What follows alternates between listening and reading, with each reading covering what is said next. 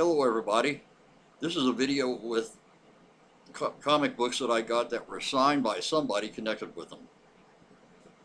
Start off with Azrael, Dark Knights, DC comic. He was a replacement for Batman, I think. I don't know. I'm not really up on what they were doing then, but this was signed by the writer Denny O'Neil. Here's the comic book cover. And I'm trying to get to there's the signature. Denny O'Neil, if you're into the older comics, was the one who did the Hard Traveling Heroes, I think it was later called, maybe called that then, where Green Lantern and Green Arrow were traveling around the country and getting involved in what were the social issues of its time. That was in 1971, 72, something like that. And this one is an Uncanny X-Men from around 19...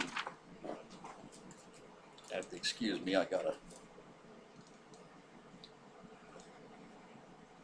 82, and it was signed by artist Dave Cochran, who drew the comic book.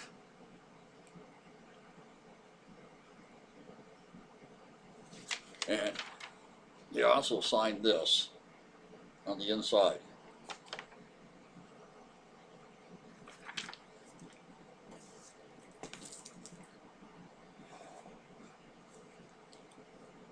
This is an issue of The Flash, and it was signed by Mark Wald, the writer. Now, Mark Wald, I don't know how familiar you are with comics. There's the signature, I think. There. Yeah, it's with the comics, but he wrote the one of them that was got kind of famous, Kingdom Come, and the same time I saw him and got that signed, I got these signed by him. It's hard to tell with the lighting, but I got 4 issues of it that he signed in the same place. Here, start this over, because the covers, Alex Roth drew some great covers. I don't want to rush through too much.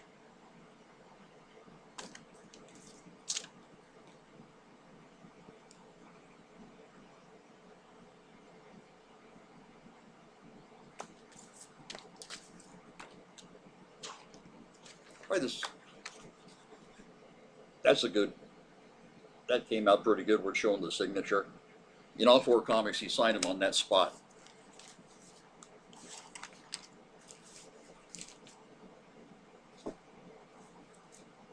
Bernie Wrightson. I didn't get this done.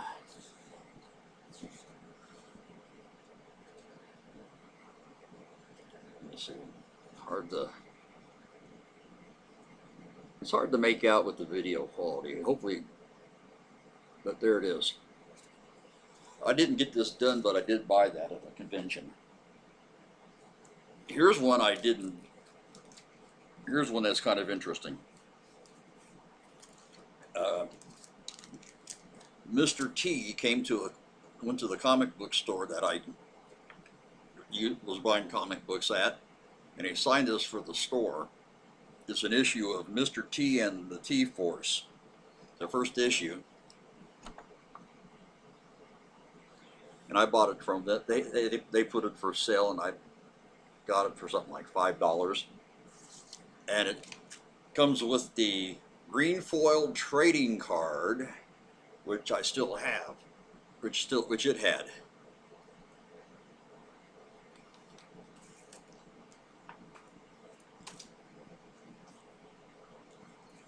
Here's a comic book that was drawn by Don Rosa. He did a lot of the Duck comics for Disney at some point. I don't know if he still does or not.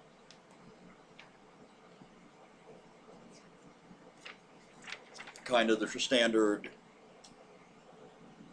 Donald Duck, Scrooge Duck, whatever type of thing. And there's his signature. And there it is on the cover. Old Scrooge looks kind of pissed, doesn't he? Like he's ready to kick somebody's ass.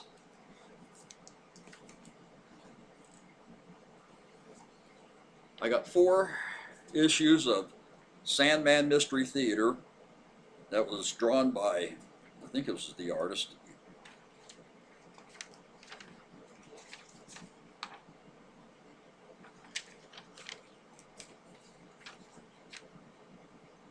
Guy Davis, the artist of this book.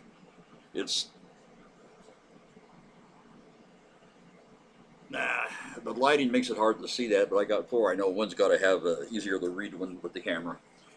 Sandman Mystery Theater was the Sandman from the old DC Justice Society of America, the 1940s Sandman, trench coat, the fedora, the gas mask, and the gas gun, and all that cool stuff. My favorite incarnation of the Sandman, and it was more street level mysteries, and each issue was 4 issues long. The story had 4 issues. I had a whole bunch of them. I brought the first 4, which is the first story arc, and he was nice enough to sign it. There's issue 2. Not a bad, there's a good take on the signature. A good view of it.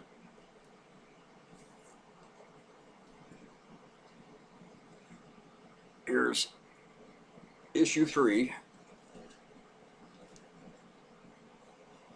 And there it is. That's a great one. There. Had that done in 1997, apparently.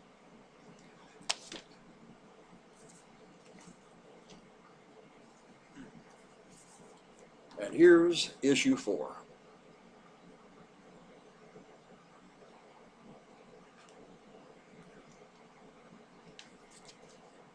And there was the signature.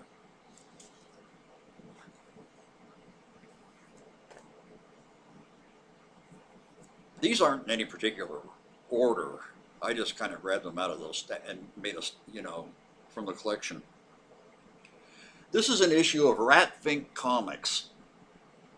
You might remember the character, you might not. Rat Fink was a character created by Ed Big Daddy Roth, or as he was simply known, Big Daddy Roth, in magazines in the first earlier part of the 60s, more like the middle part, 64, 65, 66, in magazines of cartoons that were hot rod cartoons, car-based cartoons for the most part, that were sold to a kid audience, perfect for someone like me who was 14 in 1965.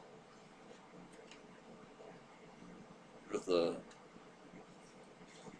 see if I can find a good picture of the character.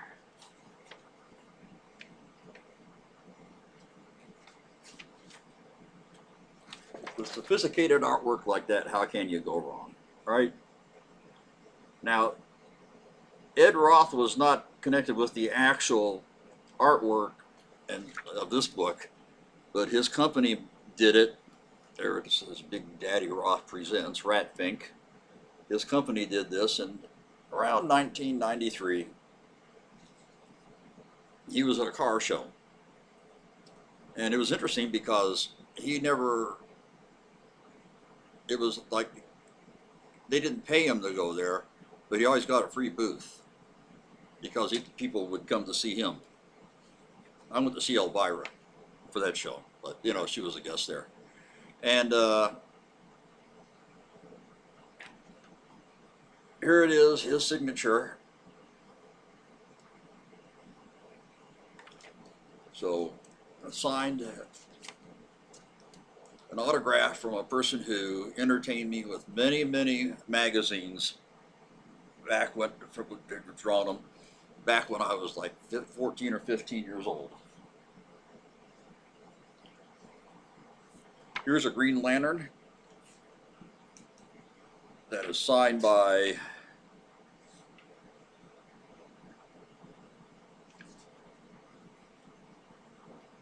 the writer, Daryl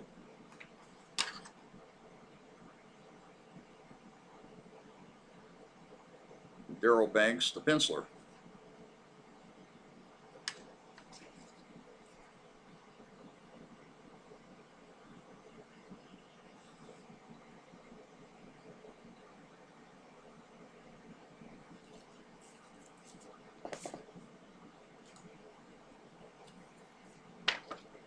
Here's ElfQuest. Some of you may know what it is, some may not, which is like a lot of these. And the two artists,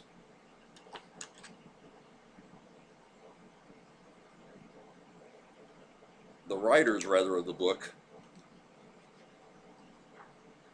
Terry Beatty and Wendy Lee, were at a convention when I was at, where I get most of these done, got most of these done, and they both signed it. Terry Beatty also drew a lot of the classic Scary Monsters magazine covers in the last few years. I don't know if he still does or not.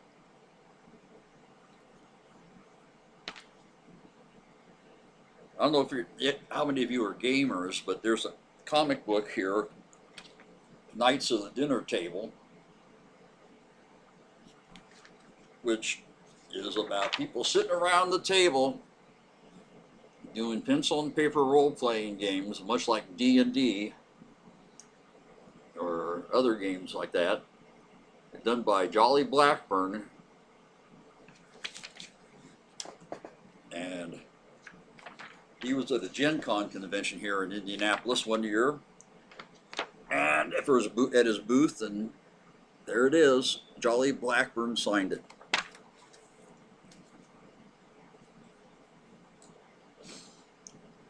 Here's a 4-issue miniseries called Predator Race Wars, put out by Dark Horse. And where's the credits?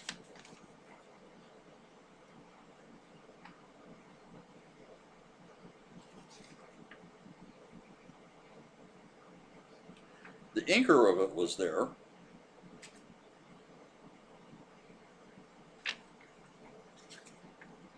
Rick Bryant.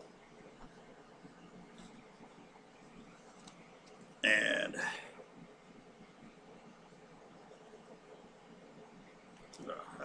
there it is. He signed all 4 issues of that for me.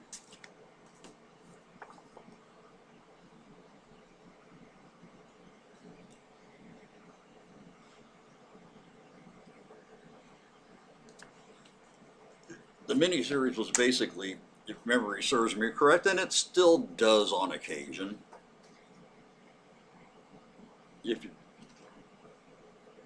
a predator, or maybe more, I haven't read it for a long, long time,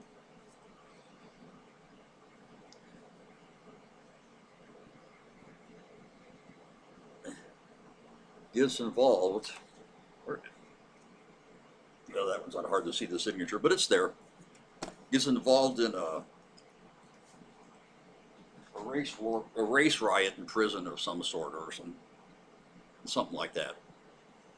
These are 2 comic books that are written by someone, and I got to give a shout out because he's a cool dude, and he's a good artist.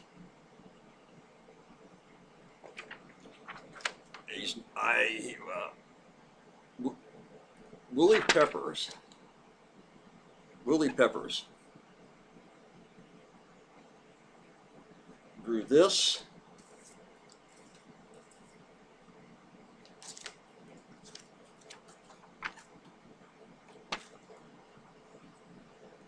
And this for me, or drew these and signed them, and signed. He didn't draw the comics for me, but he drew the comics and he signed those for me.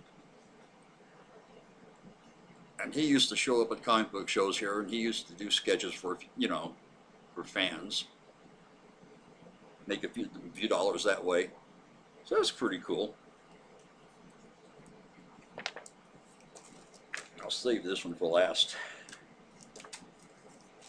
I'm not sure who these people were, but it's an issue of Legionnaires that was signed by pretty much just all the main contributors.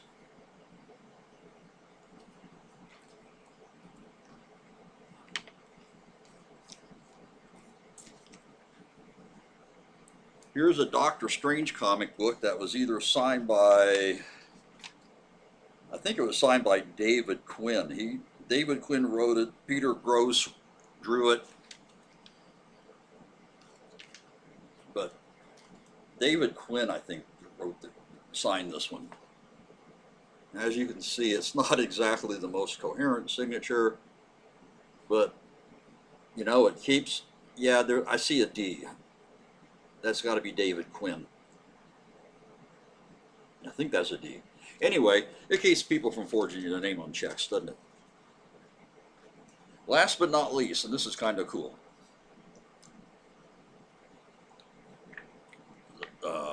Sammy Terry, the local, has put out a comic book with sort of a like a thing where his character, that Sammy Terry is an Indiana legend, and I'm sure past that. Sammy Terry was Bob Carter back in the 60s, and he hosted horror movies with the costume and the whole act and the whole shtick, and did it into the 80s. And after that, was popular in personal appearances and did the occasional repeat TV show, you know, his TV specials and whatnot. His health got bad. He passed away, unfortunately. But before he passed away, he asked his son to take over. Bob Carter was the original Sammy Terry, and he asked his son Mark to take over, and his son made those appearances and keeps the Sammy Terry thing going and has turned it into an interesting brand.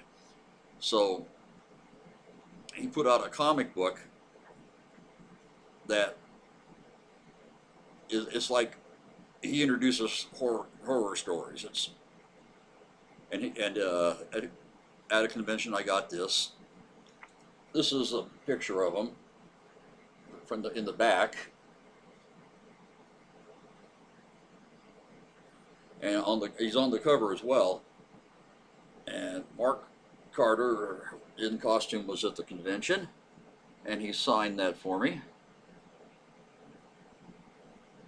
So it's a very special part of the collection too. He didn't do anything with the actual comic book itself. Someone else drew it, someone else wrote it, as far as I know. But it's about him, somewhat. So those are the comic books.